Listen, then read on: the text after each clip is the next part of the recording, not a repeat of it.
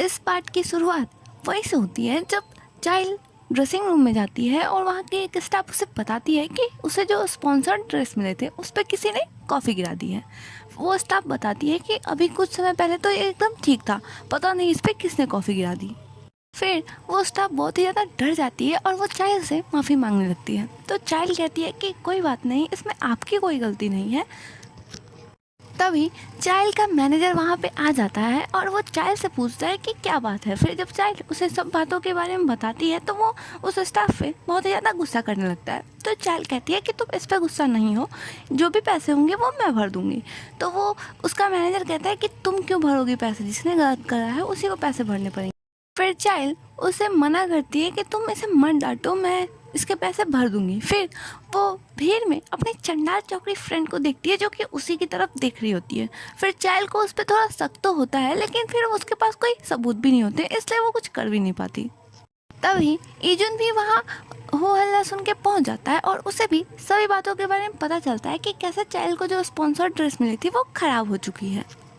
फिर ये सीन यहीं पे कट हो जाता है और चाइल्ड को वॉशरूम में दिखाया जाता है जहाँ वो इंटरनेट पे उस ड्रेस की प्राइस चेक कर रही होती है जो कि काफ़ी एक्सपेंसिव होती है। तो फिर चाइल्ड सोचती है कि अरे यार, मैंने फ्लो में बोल तो दिया कि मैं इसके पैसे भर दूंगी, पर मैं भरूंगी कहाँ से, मेरे पास तो खुद ही पैसे नहीं है, और अगर मैंने अपनी मम्मी को पैसे नहीं भेजे तो उन्हें तो मेरी खटिया खड़ी कर देनी है। और यही सब सोच सोच कर चाइल्ड का तो सर ही दुखने लग जाता है। तभी वो बाहर दो स्टाफ्स की बातें सुनती है जो कि बता रही होती है कि जिस कंपनी से चाइल्ड की ड्रेस आई होती है उसी कंपनी को इजुन ने कहा होता है कि वो भी उनका ड्रेस पहनेगा। और वो लोग आपस में बात कर रही होती है कि इजुन तो जो भी कपड़े पहनता है, जो भी स्टाइल करता है, वो तो बहुत ही जल्दी वायरल हो जाती है। तो इस कंपनी की तो जैकपॉट ही लग गई, क्योंकि ये कंपनी उतनी खास बड़ी भी नहीं होती है। फिर चाइल्ड सोचती है कि एक मैं हूँ जिसकी इतनी गंदी हालत है और एक इजुन है जो कि कितना ज़्यादा फेमस है। फिर वो सोचती है कि नहीं, मुझे कंपेयर नहीं करना चाहिए।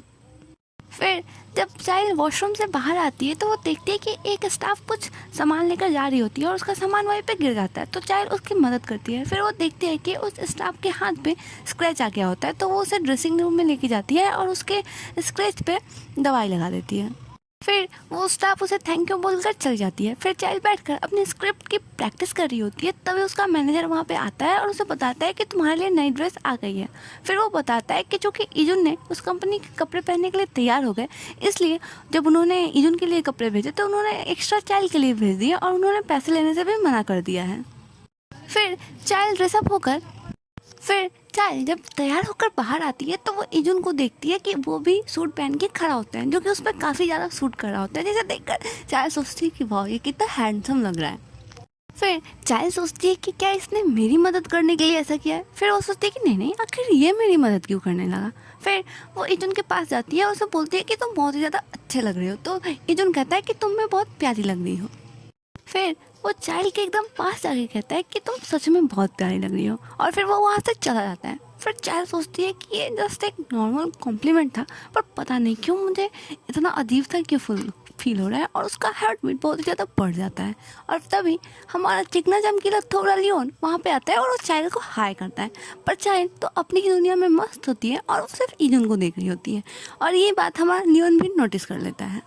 फिर ये सीन यहीं पे कट हो जाता है और एक स्टाफ मेंबर को किसी सीनियर स्टाफ मेंबर से बात करते हुए दिखाया जाता है, जहाँ पे वो उसे बताती है कि मुझे लगता है कि चाइल्ड के कपड़े ने दायोंग ने खराब करे हैं। तो वो पूछता है कि तुम्हें ऐसा क्यों लगता है, कि तुम्हारे पास कोई सबूत है। तो वो कहते हैं नहीं, मेरे पास सबूत तो नहीं है, पर मुझे ऐसा ही लगता है। तो वो कहता है कि ठीक है, लेकिन तुम्हें इस बात को ज़्यादा बढ़ाने की ज़रूरत नहीं है, क्योंकि तुम्हारे पास सबूत नहीं है। और ये बात कोई इंसान पीछे छुप कर सुन रहा होता है।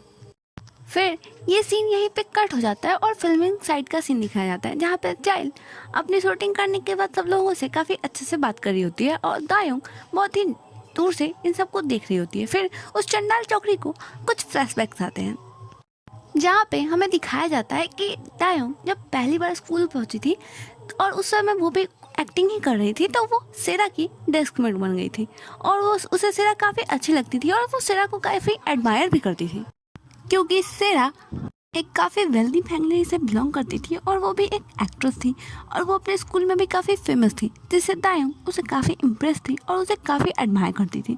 लेकिन सेरा की दोस्ती चाइल्ड से थी और उसे चाइल्ड और सेरा की दोस्ती देखकर कुछ खास अच्छा नहीं लगता था।